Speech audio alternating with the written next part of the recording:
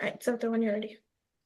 शिवशक्त्या युक्तो यदि भवति शक्तः प्रभवितुं न चेदेवं देवो न खलु कुशलः स्पन्दितुमपि अतस्त्वामाराध्यां हरिहरविरिञ्चादिभिरपि प्रणन्तुं स्तोतुं वा कथमकृत पुण्यः प्रभवति तनीयां पांसुं तव चरणपङ्केरुहभवं विरिञ्चिः सञ्चिन्वन् विरचयति लोकानविकलम् वहत्येनं शौरिः कथमपि सहस्रेण शिरसां हरः संक्षुद्यैनं भजति भसितोद्धूलनविधिम् अविद्यानामन्तः तिमिरमिहिरद्वीपनगरी जडानां चैतन्यस्तबकमकरन्दश्रुतिझरी दरिद्राणां चिन्तामणिगुणनिका जन्मजलधौ निमग्नानां दंष्ट्रा मुररिपुवराहस्य भवति।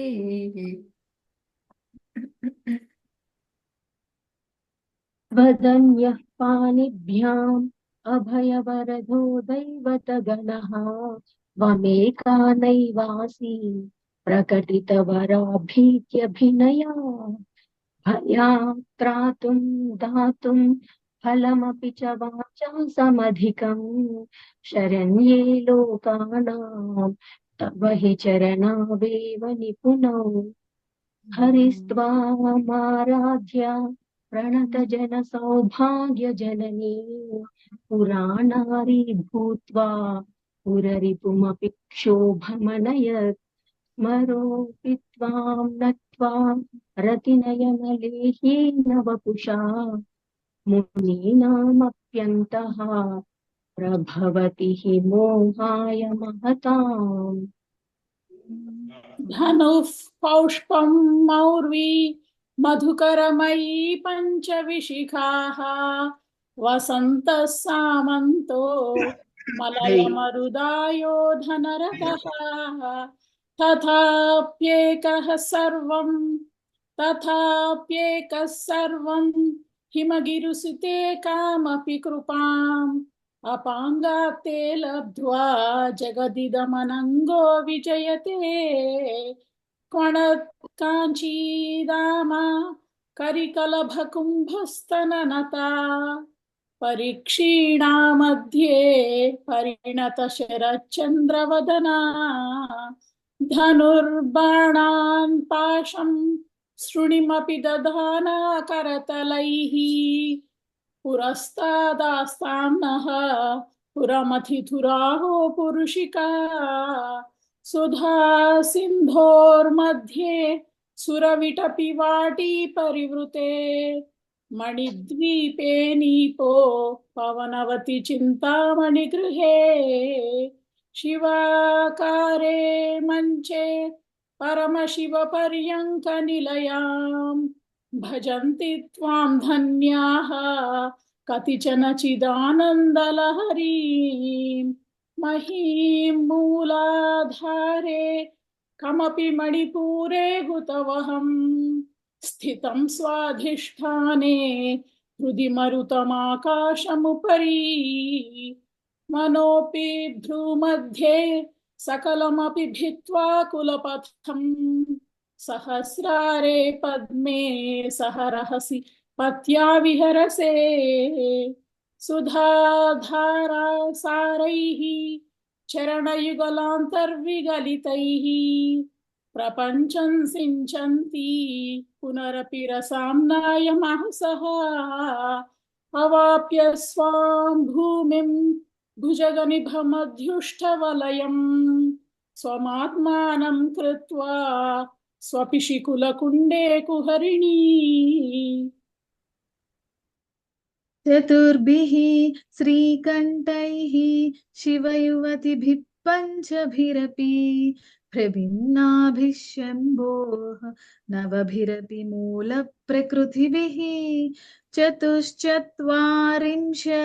वसुदलकलाश्रित्रिवलया त्रिरेखाभिः सार्धं तव शरणकोनाः परिणताः त्वदीयं सौन्दर्यं तुहिनगिरिकन्ये तुलयितुं कवीन्द्राः कल्पन्ते कथमपि विरिञ्चि प्रभृतयः यदालोकौत् सुख्यात् अमरललनायान्ति मनसा तपोभिर्दुष्प्रापाम् अपि गिरिशसायुज्य पदवीम् नरं वर्षीयांसं नयनविरसं नर्मसुजडं तवापाङ्गालोके पतितमनुधावन्ति शतशः गलद्वेणीबन्धाः कुचकलशविस्रस्तसिचया हठात् त्रुट्यत्काञ्च्यो विगलितदुकूला युवतयः क्षितौ षट्पञ्चाशत् द्विसमधिकपञ्चाशदुदके हुताशे द्वाषष्टिः चतुरधिकपञ्चाशदनिले दिवि द्विषट्त्रिंशत् मनसि च चतुष्षष्टिरिति ये मयूखास्तेषाम् अप्युपरि तव पादाम्बुजयुगम् शरज्योत्स्ना शुद्धां शशियुतजटाजूटमकुटां वरत्रासत्रान स्फटिकघटिका पुस्तककरां सकृन्नत्वा नत्वा कथमिव सतां सन्निदधते मधुक्षीराक्षा मधुरीनाः फणितया कवीन्द्राणां चेतः कमलवनबालातपरुचिं भजन्ते ये सन्तः कतिचिदरुणामेव भवति विरिञ्चि प्रेयस्या तरुणतरशृङ्गारलहरी गभीराभिर्वाग्भिः विदधति ततां रञ्जनममी सवित्रीभिर्वाचां शशिमणिशिलाभङ्गरुचिभिः वशिन्याज्याभिस्त्वां सह जननि सञ्चिन्तयति यः सकर्ता काव्यानां भवति महतां भङ्गरुचिभिः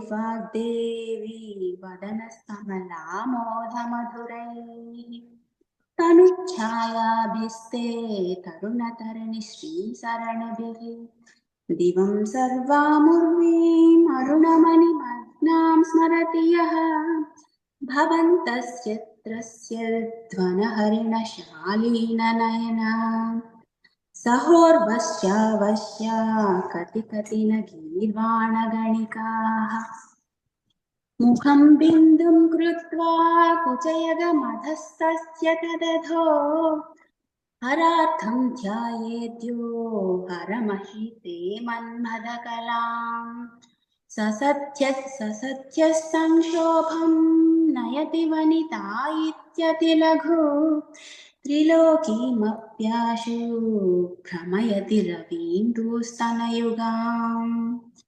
किरन्तीमङ्गेभ्यः किरणनिकुरम्बामृतरसं हृदि त्वामादत्ते हिमकरशिलामूर्तिमिव यः ससर्पाणां दर्पं शमयति शकुन्ताधिप इव ज्वरप्लुष्टां दृष्ट्या सुखयति सुधाधारसिरया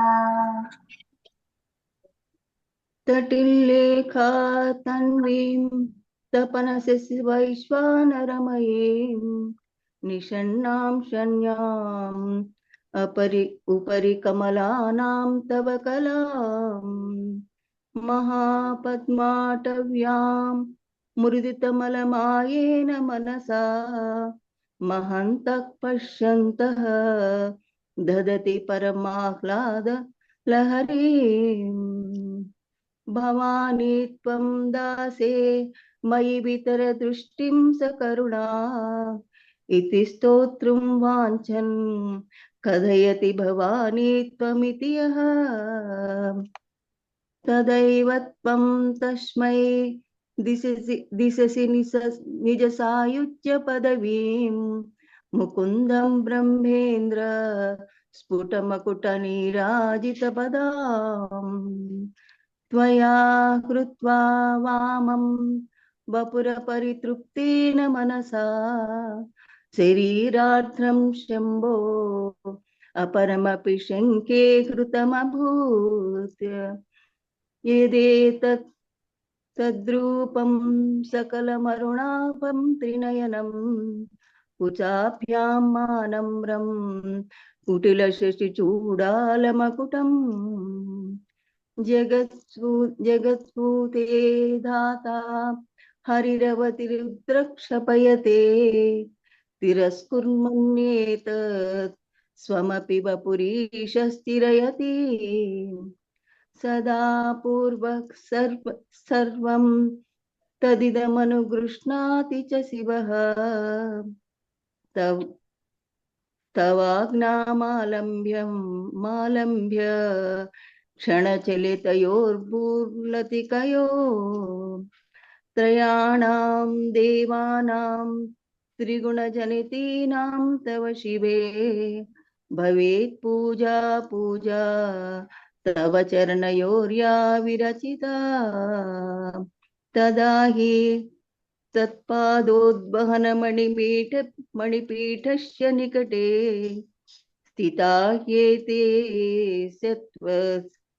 मुकुलित करोत्तं समकुटा विरञ्ची पञ्चत्वं व्रजति हरिराप्नोति विरतिं विनाशं कीनाशः भजति धनदो याति निधनम् पितन्द्री माहेन्द्री विततरपि सम्मिलितदृशा महासंहारेऽस्मिन् विहरति सति त्वत्पतिरसौ जपो जल्पः शिल्पं सकलमपि मुद्रा विरचना गतिः प्रादक्षण्य क्रमणमशन ध्याहुतिविधिः प्रणामः संवेशः सुखमखिलवात्मार्पणदृशा सपर्यायः तव भवतु यन्मे विलसितम् सुधामप्यास्वाद्य प्रतिभयजरा मृत्युहरणिम् विपद्यन्ते विश्वे विदिशत मघ्यादिविशदः करालं यच्छ्वेलं कबलितवत कालकलना न शम्भोस्तन्मूलं तव जननि ताटङ्कमहिमा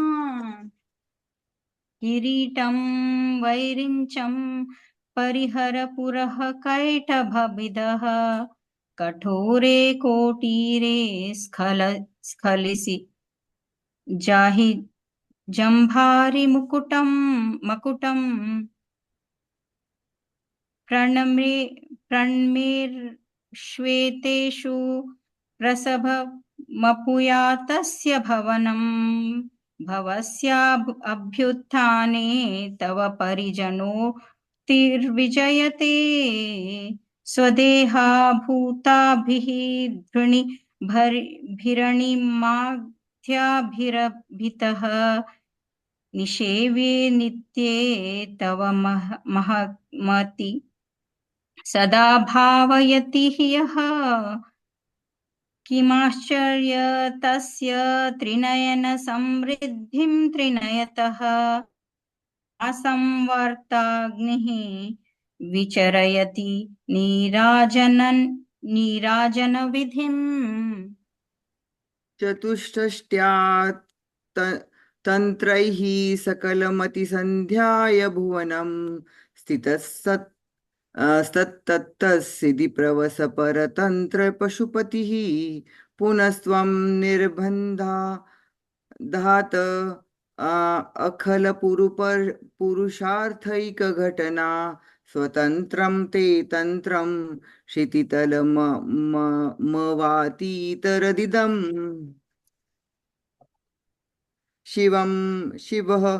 शिवं शक्तिं काम क्षितिरथरविशीतकिरणः स्मरोऽहंस तदनचर परामारहरयः अमी शिवशक्तिः कामः क्षितिरथरविशीतकिरणः स्मरोऽहं सशक्रः तदनु च परामारहरयः अमीहृल्लेखाभिः तिसृभिरवसानेषु घटिता भजन्ते वर्णास्ते तव जननी नामावयवताम् स्मारं योनिं लक्ष्मीं त्रितयमिदं माधव तव मनोर्निर्धाय यैके ओके स्मारं योनं लक्ष्मीं त्रितयमिदमाधव स्मरं योनिं लक्ष्मीं लक्ष्मीं त्रितयमिदमादौ तव मनोर्निधायैके या नित्ये निरवधि महाभोगरसिकां भजन्ते त्वं चिन्तामणि गुणनिबन्धश्च शिवाग्नो जिव्यन्तः सुरभिधृतधारारुहसितैः भजन्ति त्वां चिन्तामणिगुणनिबद्धाक्षवलयाः शिवाग्नौ जुह्वन्तः सुरभिघृतधाराहुतिशतैः शरीरं त्वं शम्भोः शशिमिहिरवक्षोरुहयुगं तवात्मानं मन्ये भगवति नवात्मानमनुघम् अतश्शेषां शेषी त्वयमभयसाधारणतया स्थितं सम्बन्धो वां समरस परानन्दपरयोः मनुस्त्वं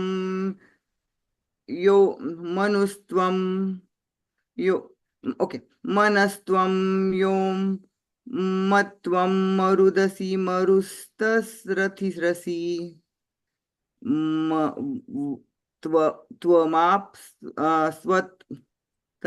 त्वमाप्स्त्वं भूमिः त्वयि परिणतयां न हि परं त्वमेव स्वात्मानं परिणमयितुं विश्ववपुषा चिदानन्दाकारं शिवयुवति भावेन बिभृषे तवाज्ञाचक्रस्तं तपनशशिकोटिद्युतिधरं परं शम्भुं वन्दे परमिलितपार्श्वं परचिता यमाराध्यन् भक्त्या रविशशुचीनामविषये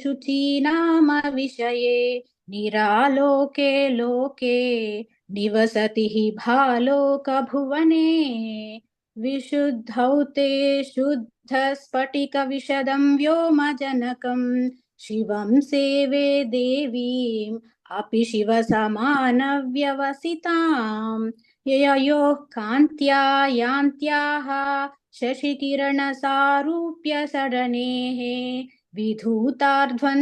विधूतान्तर्ध्वान्ता विलसति चकोरीव जगति समूनीलं संवेद कमलमकरन्दैकरसिकं भजेऽहं संद्वन्द्वं किमपि महतां मानसचरं यदा लापात् अष्टादशगुणितविद्यापरिणतिः यदा दत्ते दोषात् गुणमखिलमद्यः पय इव तव स्वाधिष्ठाने हुतवहमधिष्ठाय निरतं तमीडे संवर्तं जननि महतीं ताज्यसमयान् यदा लोके लोकान् दहति महति क्रोधकलिके दयार्द्राया दृष्टिः शशिरमुपचारं रचयति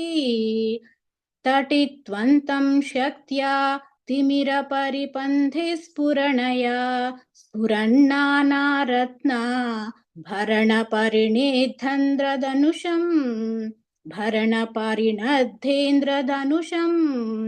तव श्यामं मेघं कमपि मणिपूरैकशरणं निषेवे वर्षन्तं हरमिहिरतप्तं त्रिभुवनम् तवाधारे मूले सहसमयया लास्य परया नवात्मानं मन्ये नवरसमहाताण्डवनटम् उभाभ्यामेताभ्याम् उदयविधिमुद्दिश्य दयया सनाद्याभ्यां जग्ने जनकजननी मज्जगदिदम् गतेर्माणिक्यत्वं गगनमणिभिः सान्द्रघटितं किरीटं ते हैमं हिमगिरिसुते कीर्तयति यः सनीडे यच्छाया चूर्णशबलं चन्द्रशकलं धनुःशौनासीरं किमिति न निबध्नाति दिशणाम् धुनोतु ध्वान्तं नस्तुलितदलितेन्दीवरवनं घनस्निग्धश्लक्ष्णं चिकुरनिकुरुम्बं तव शिवे यदीयं सौरभ्यं सहजमुपलब्धुं सुमनसः वसन्त्यस्मिन् मन्ये वलमथनवाटी विटपिनाम् तनोतु क्षेमं नः तव वदन सौन्दर्यलहरी परिवाहस्रोतः सरणिरिव सीमन्तसरणिः वहन्ती सिन्दूरं प्रबलकबरी भारतिमिरा द्विषां बृन्दैर्बन्धीकृतमिव नवीनार्ककिरणम्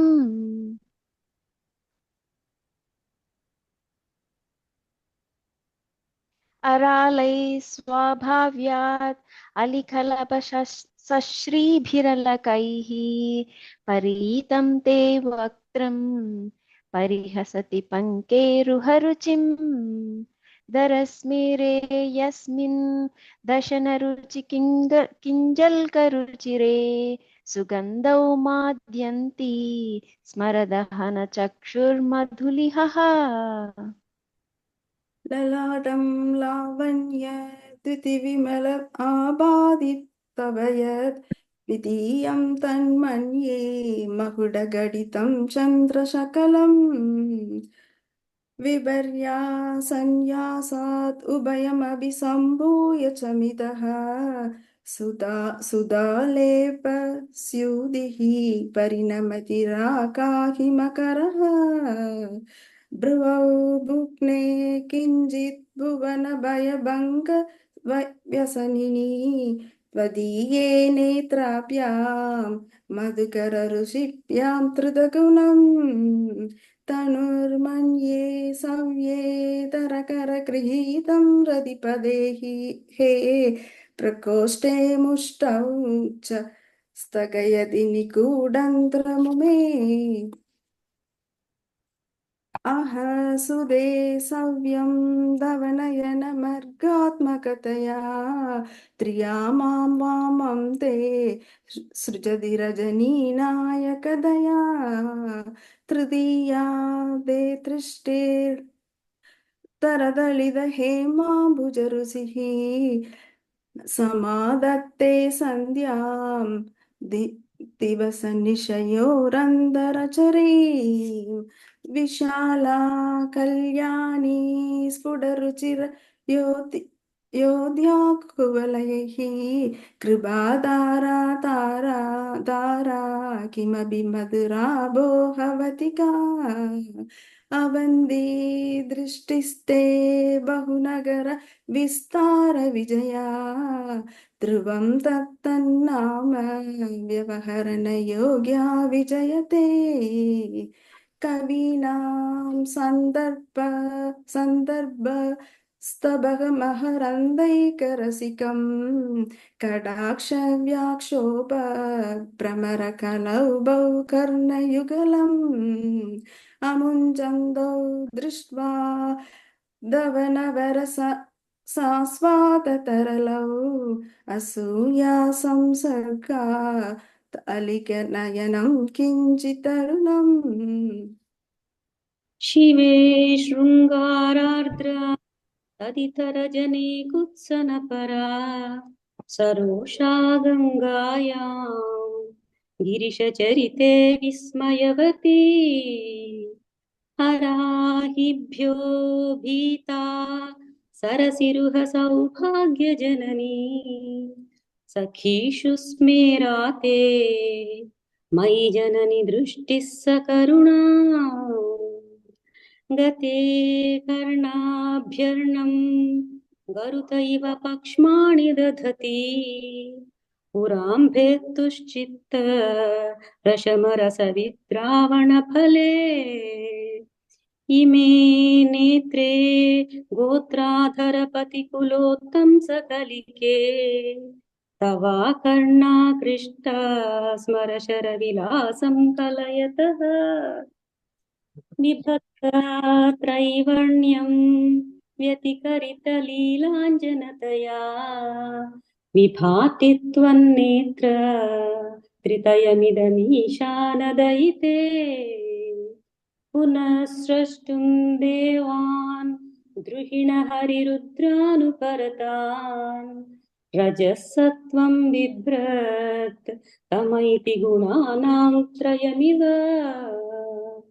पवित्रीकर्तुं नः पशुपतिपराधीन हृदये दयामित्रैर्नेत्रैः अरुणधवलश्यामरुचिभिः न दशोणो गङ्गा तपनतनयेति ध्रुवममु त्रयाणां तीर्थानाम् उपनयसि सम्भेदमनघम्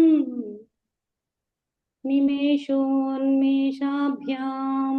प्रलयमुदयं याति जगति तवेत्याहुः सन्तः धरणिधरराजन्यतनये त्वदुन्मेषाज्जातं जगदिदमशेषं प्रलयतः परित्रातुं शङ्के परिहृतनिमेषास्तव दृशः तवापर्णे कर्णे जपनयनपैशून्यचकिताः निलीयन्ते तोये नियतमनिमेषाशपरिकाः इयं च श्रीबद्धच्छदपुटकवाटं कुवलयं जहाति प्रत्यूषे निशिच विघटय्य प्रविशति दृशाद्रागीयस्या दरदलितनीलोत्पलरुचा दवीयां संदीनं स्नपय कृपया मामपि शिवे अनेनायं धन्यः भवति न च ते हानिर्यता वने वा हर्म्ये वा समकरनिपातो हिमकरः अरालं ते पालीयुगलमगराजन्यतनये न केशामाधत्ते कुसुमशरकोदण्डकुतुकम् तिरश्चीनो यत्र श्रवणपथमुल्लङ्घ्य विलसन् अपाङ्गव्यासङ्गो दिशति शरसन्धानदिषणाम् स्फुरद्गण्डा भोगप्रतिफलितताटङ्कयुगलम् चतुश्चक्रं मन्ये तव मुखमिदं मन्मथरथम् यमारुह्य द्रुह्यत्यवनिरतमर्केन्दुचरणम् महावीरो मारः प्रमथपतये सज्जितवते सरस्वत्या सूक्तिः अमृतलहरी कौशलहरिः पिबन्त्या शर्वाणि श्रवणचुलुकाभ्यामविरलम् चमत्कारश्लाघाचलितशिरसः कुण्डलगणो झनत्कारैस्तारैः प्रतिवचनमाचष्ट इव ते असौ नासा वंशः तुहिनगरि वंशध्वजपटी त्वदीयो नेदीयः फलतु फलमस्माकमुचितम् वहत्यन्तर्मुक्ताः शिशिरकरनिश्वासगलितम् समृद्ध्यायत्तासां बहिरपि च मुक्तामणिधरः प्रकृत्या रक्तायाः तव सुदति दन्तच्छदरुचेः प्रवक्ष्ये सादृश्यं जनयतु फलं विद्रुमलता न बिम्बं तद्बिम्ब प्रतिफलन रागादरुणितं तुलामध्यारोढुं कथमिव विलज्जेत कलया स्मितज्योत्स्ना जालं तव वदन चन्द्रस्य पिबतां चकोराणामासीततिरसतया चञ्चुजडिमा अतस्ते शीतांशोः अमृतलहरी माम्लरुचयः पिबन्ति स्वच्छन्दं निशि निशि भृशं काञ्चिकधिया अविश्रान्तं पत्युः गुणगणकथाम्रेडन जपा पुष्पच्छाया तव जननि जिह्वा जयति सा यदग्रासीनायाः स्फटिकदृशदच्च विमयी सरस्वत्या मूर्तिः परिणमति माणिक्यवपुषा रणे जित्वा दैत्यान् अपहृतशिरस्त्रैकवचिभिः निवृत्तैश्छन्नांशा त्रिपुरहर निर्माल्य विमुखैः विशाखेन्द्रोपेन्द्रैः शशिविशदकर्पूरशकला विलीयन्ते मातः तव वदन ताम्बूलकबलाः विपञ्च्या गायन्ति विविधमपदानं पशुपतेः त्वयारब्धे वक्तुं चलितशिरसा साधुवचने तदीयैर्माधुर्यैः अपलपिततन्त्रीकलरवां निजां वीणां वाणी निचुलयति चोलेन निभृतम् कराग्रेण स्पृष्टं तुहिनगिरिणा वत्सलतया गिरीशेनोदस्तं मूरधरपानाकुलतया करग्राह्यं शम्भोः मुखमुकुरवृन्तं गिरिसुते कथं कारं ब्रूमः तव चुबुकमौपम्यरहितम् भुजाश्लेषा नित्यं पुरदमयितुः कण्टकवती तव ग्रीवा धत्ते मुखकमलनाल श्रियमियम् स्वतः श्वेता काला गुरुबहुलजम्बालमलिना मृणालीलालित्यं वहति यदधोहारलतिका गले रेखास्तिस्रः गतिगमकगीतैकनिपुणे विवाहव्यानद्ध प्रगुणगुणसङ्ख्या प्रतिभुवः विराजन्ते नानाविधमधुररागाकरभुवां त्रयाणां ग्रामाणां स्थितिनियमसीमान इव ते मृणाली मृद्वीनां तव भुजलतानां चतुसृणां चतुर्भिः सौन्दर्यं सरसिजभवः स्तौति वदनैः नखेभ्यः सन्त्रस्यन् प्रथममथनादन्धकरिपोः चतुर्णां शीर्षाणां सममभयहस्तार्पणधिया नखानामुद्योतैः नवनलिनरागं विहसतां कराणां ते कान्तिं खदय खदयामः खदमुमे कयाचिद्वा साम्यं भजतु कलया हस्तकमलं यदि क्रीडल्लक्ष्मी चरणतललाक्षारसचरणचनं समं देवि स्कन्द द्विपवदनपीतं स्तनयुगं तवेदं न खेदं हरतु सततं प्रसन्नतमुखं यदा लोक्याशङ्का कुलितहृदयोः सजनकः स्वकुम्भौ हेरम्बः परिमृशति हस्तेन झटिति अमूते वक्षोजौ अमृतरसमाणिक्यकुतुपौ न सन्देहस्पन्दः नगपतिपताके मनसि नः पिबन्तौ तौ यस्मात् अविदितवधूसङ्गरसिकौ कुमारावद्यापि विरदवदन क्रौञ्चदलनौ वहत्यं वृस्तम्बेर मदनुज कुम्भप्रकृतिभिः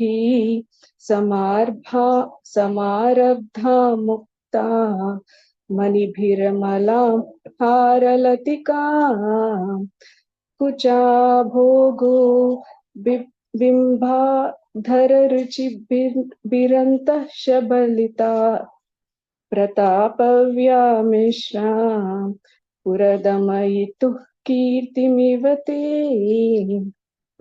तव तन्यं मन्ये धरणिधरकन्ये हृदयतः पयः पारावारः परिवहति सारस्य तमिव दयावत्या दत्तं द्रविडशिशुरास्वाद्य तव यत् कवीनां प्रौढानाम् अजनिकमनीयः कवियत्ता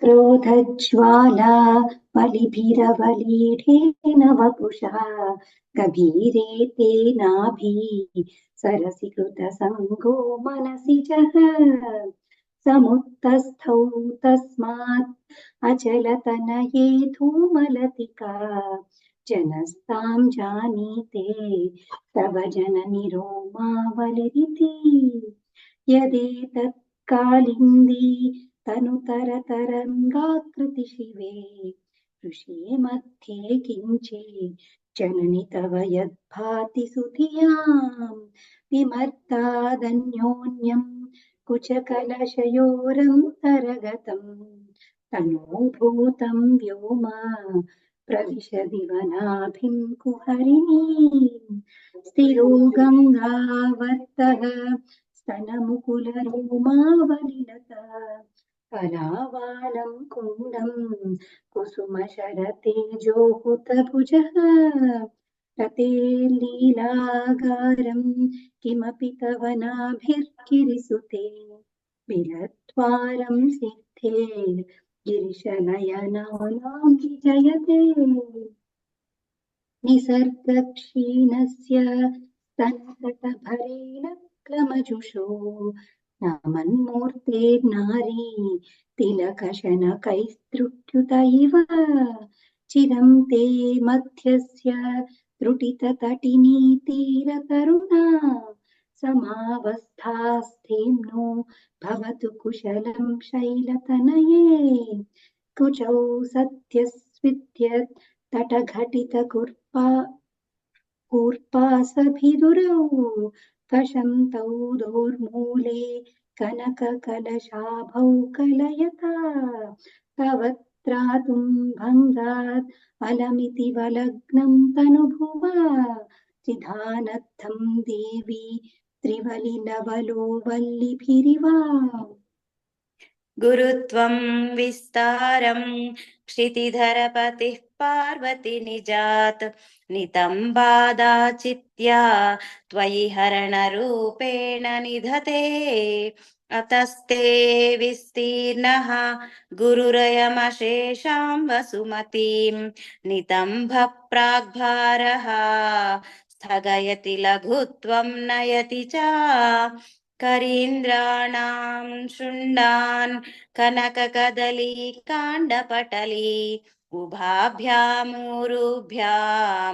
उभयमपि निर्जित्य भवति सुवृत्ताभ्यां पत्युः प्रणतिकठिनाभ्यां गिरिसुते विधिघ्ने जानुभ्यां विबुधकरिकुम्भद्वयमसि पराजेतुं रुद्रं द्विगुणशरगर्भौ गिरिसुते निषङ्गो जङ्घेते विषमविशिखो बाढमकृता यदग्रे दृश्यन्ते दशशरफलापादयुगळी नखाग्राच्छद्मानः सुरमकुटश्राणैकनिशिताः श्रुतीनां मूर्धानः ददति तव यो शेखरतया ममाप्येतौ मातः शिरसि दयया देहि चरणौ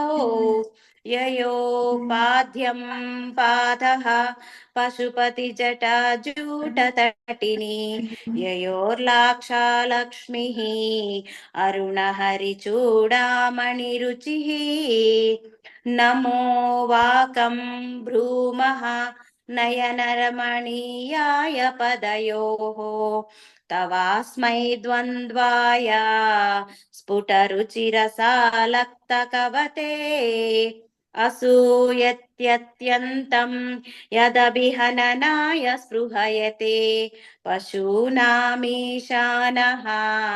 प्रमदवनकङ्केलितरवे मृषा कृत्वा गोत्रसकलनमत वैलक्ष्यनमितं ललाटे भर्तारं चरणकमले ताडयति ते चिरादन्तशल्यं दहनकृतमुन्मूलितवता तुलाकोटिक्वाणैः किलिकिलितमीशान नरिपुणा हिमानि हन्तव्यं हिमगिरिनिवासैकचतुरौ निशायां निद्राणां निशिचरमभागे च निषदौ वरं लक्ष्मीपात्रं श्रियमतिसृजन्तौ समयिनां सरोजं त्वत्पादौ जननि जयतश्चित्रमिह किम्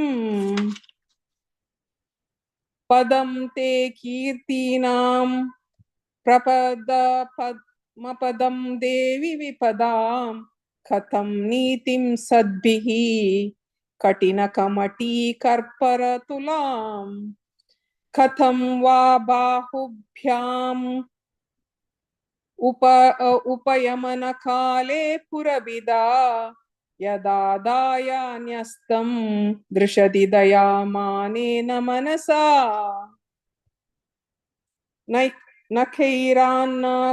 नखैरान्नकस्त्रीणां करकमलसङ्कोच शशिभिः तरूणां दिव्यानां हसत इव ते चण्डीचरणौ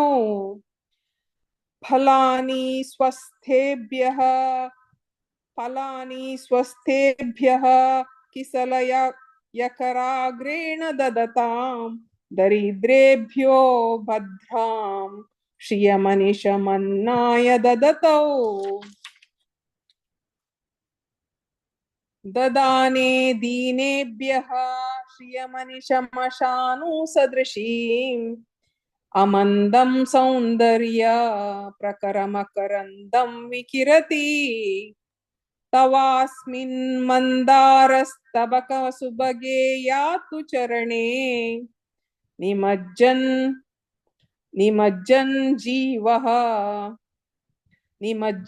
जीवः करणचरण षट्चरणताम् पदन्यासक्रीडा परिचयमिवारब्धु मनसः स्खलन्तस्ते खेलं भवनकलहं सा न जहति अतस्तेषां शिक्षां सुभगमणिमञ्जीररणितः छलादाचक्षाणं चरणकमलं चारुचरिते गतास्ते मञ्चत्वं द्रुहिण हरिरुद्रेश्वरभृतः शिवस्वच्छच्छाया घटितकपटप्रच्छदपटः त्वदीयानं भासं प्रतिफलन रागारुणतया शरीरी शृङ्गारः रस इव दृशां दोग्धिकुतुकम् अरालाकेशेषु प्रकृतिसरला मन्दहसिते शिरीषाभाचित्ते दृशददुपलशोभा कुचतटे भृशं तन्वी मध्ये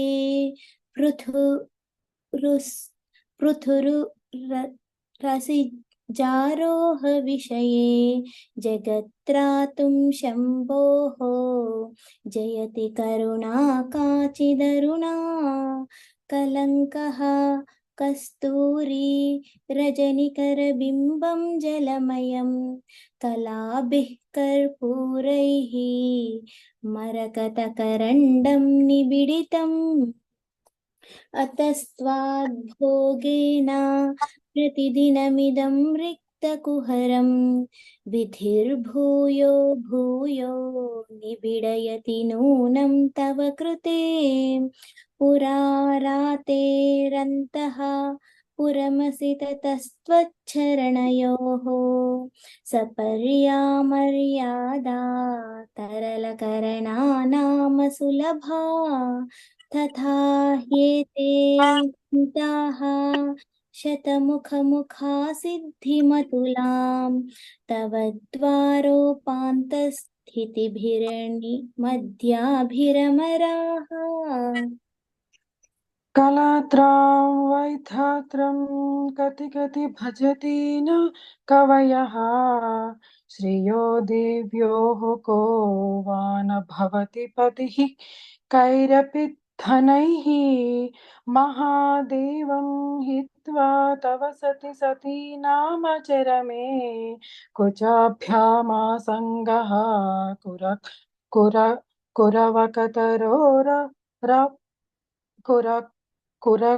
कुरकवतरोरप्यः सुलभः गिरामाहुर्देवी द्रुहिणी गृहिणीमागमविदो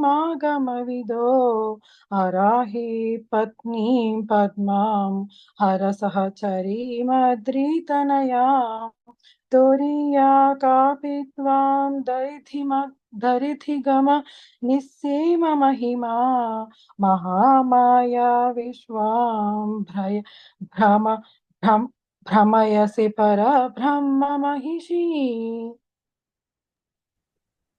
कदा काले मातः कथय कलितालक्तकरसं पिबेयं विद्यार्थी तव चरणनिर्णेजनजलम् प्रकृत्या मूकानामपि च कविताकारणतया कदा धत्ते वाणी मुखकमलताम्बूलरसता सरस्वत्या लक्ष्म्या विधिहरिसपत्नो विहरते रतेः पातिव्रत्यं शिथिलयति रम्येन वपुषा चिरं जीवन्नेव क्षपितपशुपाशव्यतिकरः परानन्दाभिक्यं रसयति रसं त्वद्भजनवान् प्रदीपज्वालाभिः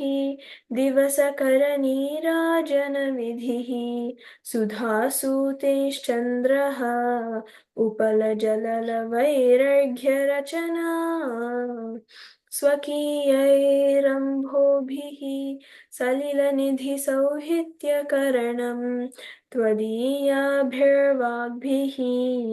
तव जननि वाचां स्तुतिरियम्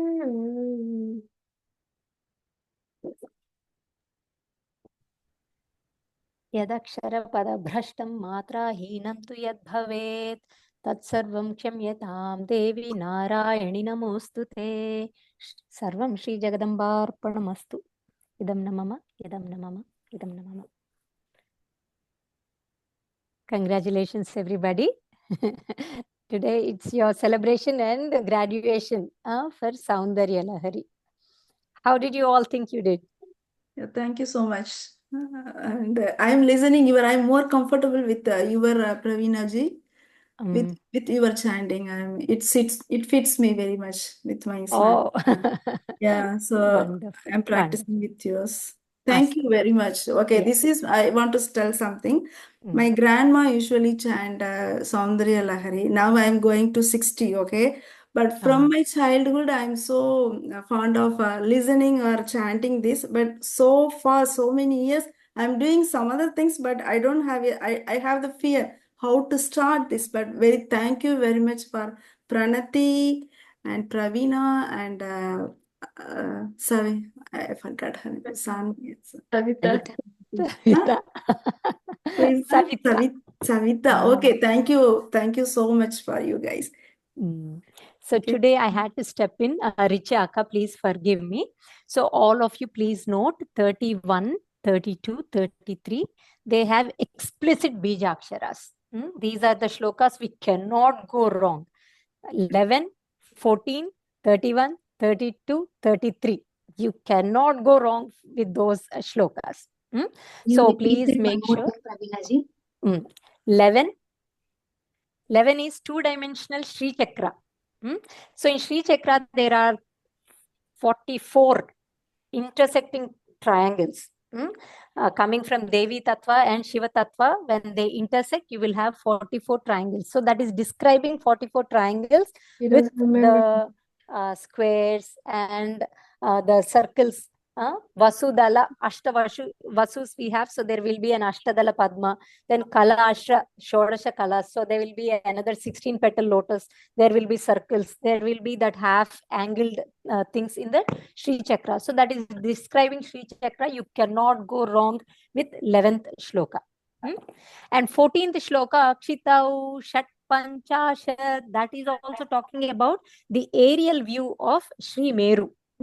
So this is talking about the 5 Panchabhutas and the Manas Tattvam and all, how they come together and how Sri Chakra is emanating from Devi's Pada, Pada Ambuja Yugam, from the lotus feet of Devi, how the 360 degrees rays are coming for all the Panchabhutas and Manas Tattvam. That is described in 14th. 31, 32, 33. These shlokas generally, Smaram Yonim Lakshmim Tritayamida Madau Tava Manoho. Smaram means Manmathakala. There are like 3 Kutamis that are there in Devi's Namam. So Smaram, one is Manmatha. Yonim and Lakshmi, Manmatha Kala, and again Lakshmi Kala. Like that, there are 3. I should not go into it because I'm not initiated into Sri Vidya. But know that Hrillekhabhihi Tisribhi Avasaneshu Ghatita. When we are saying there, Hri mantra will come 3 times. Like that, the entire, it is a encrypted form of Devi's Panchadashi and Shodashi mantras are there in 31, 32 and 33. Please do not mess with those shlokas at all. They're very, very mystical in nature. And Tavagnya Chakrastham, when we do that from there onwards, Devi's, you will see how we talk about Devi's Agnya. We talk about Vishuddhaute, Shuddhasphatika Vishadam. Then we go to her Manasacharam, we go to Anahata, we go to her Manipura, we go to her Swadhisthana, we go to her Mooladhara. From 33 onwards, you will see how we are descending. 36 onwards, how we descend and go towards it. Before that, you will see in 35th shloka, Manastvam Vyomatvam Marudasi Marutsarathirasi. Panchabhutas, Amma, how you are. Vyoma means space.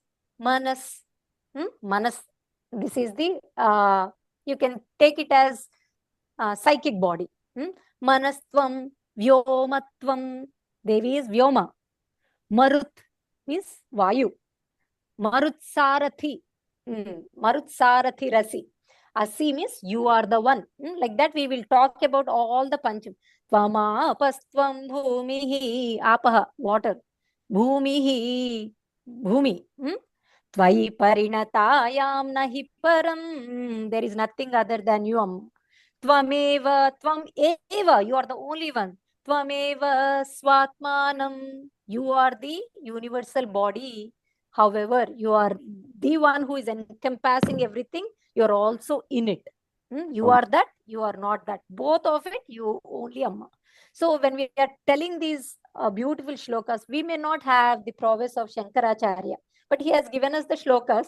So when we say it, it's as if we are telling in the level of Shankaracharya. Amma, you are that. Amma, you are this. But when we are saying it, please make sure every matra is very important. Because if I say Nagari, Tuhinagiri Vamshadvajapati. Tuhina means snow. Tuhinagiri means snow mountain. Vamshadvajapati means I am telling Amma, you are the flagship Ratna of the Himalayan mountain, like that. But if I say Tuhinagari, Nagari, if I say Nagari, it becomes city. Giri versus Tuhinagiri versus Tuhi Nagari. Different meanings will go. So you want to make sure you are doing it, very careful. Not that Devi will sit like a rowdy in the Akasha and is like, you did this matra wrong. What did you say? No. But it is our lovingly, Amma. As a Shishu, we may fall many times. But getting up and trying to walk, Devi will have fun. Instead of a reverberation, some comedy will happen for Devi. She might be laughing. Oh, you meant to say this. I get it may happen. However, if we don't practice, then there is no way it will get better. But if we practice, then mistakes, bhavatu, they will happen, isn't it? When we are learning something, mistakes will happen. The key is to keep practicing. Today you saw the difference in people who worked for it and who did not work for it. You all know who those are. For some, it is flowing like Ganga. For some, it is like our municipality tap, a little bit opening and not opening. It may happen. For some, it is drizzling. For some, it is downpour. It is with practice. The practice can be in this lifetime. Practice can be, they might not spend 1 hour or 10 hours like others. But they might have done their homework in previous Janma. They came here, they see it once and it may happen. For them, they have already done their homework. If we did not do homework in their in past lifetime, so what? So what? We have the opportunity now. We know it now. We can do it now. And Meera Akka and Geeta Akka, can you please talk about your Mandala Sadhana experience? Initially, how it was and how comfortable you are now. Just so that people would know that it did not happen in a day, just like that. Sure, Akka. My mother tongue is Tamil, and I knew nothing about Sanskrit before starting this. But after learning Saundarya Lahari and doing the sadhana, I'm comfortable now to pick up any shloka, any Sanskrit shloka and read it. Thanks to, Praniti, Savita, and you, Pravinaka, that I have managed to, because of doing the sadhana, I got so comfortable reading it, and now I can read any Sanskrit shloka with a little bit of confidence. Yes. See, and can you believe she actually has Trutita Tatini Tira Taruna without the coming in between? That is a big thing for any Tamilian. But she can do it so easily, just like that. Mahaprana concept is not there in Tamil thing. But Akka picked it up. So it's not so easily na. But she worked for it and she got the fruits of it. Now, Durga Saptashati. Even Durga Saptashati, she can just do it, just like that. Lalita Sahasranamam, she can do it just like that. That is the beauty. If you work for Saundarya Lahari, it looks like you're working for Saundarya Lahari, but it will correct each and every Samskrita shloka except Vedas. Anything that you pick up, you can master it in no time. It doesn't take a long time. Now we'll say Venkateshwara Suprabhatam. Kamala kuchachuchuka kunkumato niyatarunita tulanilatano. No matter how many thas will come, Meera Akka will not back off. She will not back off on that. Because, once you get a mastery of it, when you see thas, you will know tha means tha only. Tha means it will not become the later. Just because it is next to another tha, it will not become the. Just because two pers are next to each other, one will not become ba.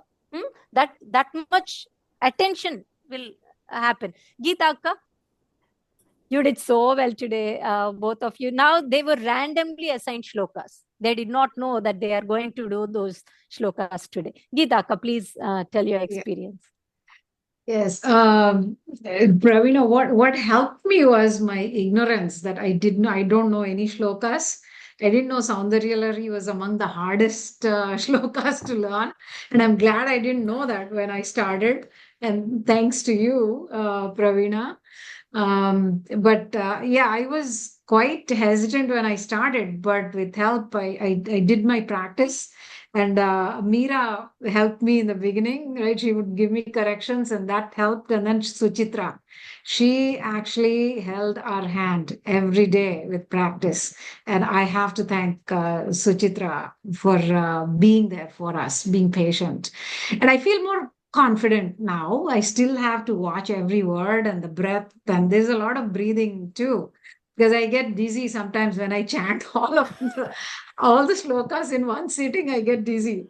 But thank you. Only with practice I got here every day. Yeah.